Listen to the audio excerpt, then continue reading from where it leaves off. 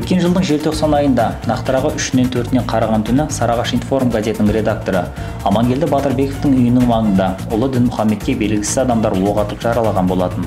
Журналистің сөзінше, 3 желтоқсан түнгі сағат 11 шамасында бетіне ақ маска таққан, қолын дәкемен орап алған белгісіз адамдар есігін қаққан. Есікті ашқан қызынан әкесін шақыруды сұраған. Сәлден соң сыртқа шыққан Батырбеков үйінің жанындағы дүкен жақтан ұлының жан дауысын естіген. Сыртқа шыққаным сол оқтың үні естілді. Оқ ұлымның иығы мен арқа тұсына тиіпті деген болатын журналист. Артынша Батырбеков бұл оқиғаны журналистік қызметімен байланыстырды.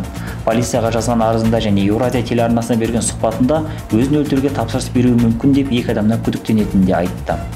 Жуырда әлеуметтік желіде аталған оқиғаға қатысты ақпар тарай бастады. Онда аталған оқиғаға тапсырыс беруші Бауыржан Майрихов екені айтылады. Сонымен қатар оқиғаның өрбу схемасы да жарияланған.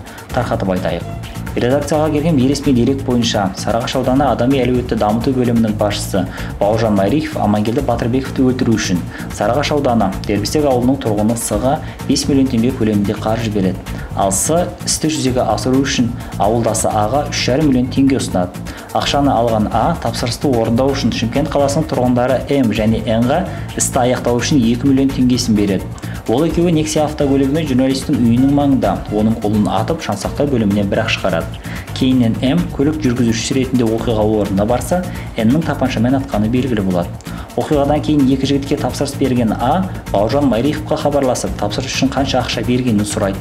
Міне осы уақытта олардың сөйлескендері жазылып, күдіктілер құрықталады. Айта кету керек, Амангелді Батырбеков әлеуметтік желіде аты бар да заты жоқ атты пост жариялаған болатын. Онда Әлихан 2020 балабақшасының карантин кезінде ашылғаны баяндалады. Журналистің жазуынша, құжатта көрсетілген мекен-жайда ешқандай балабақша жоқ. Аты бар, заты жоқ мекеме мемлекеттен 50 миллион теңгеден жоғары қаржы алып та үлгерген. Құжат бойынша мекеме директоры Лаура Омарова. Ол Сарыағаш аудандық адами әлеуетті дамыту бөлімінің балабақшаларға жауапты бас маманы. Демек Бауыржан Майриховтың сыбайласы делінген жазбада.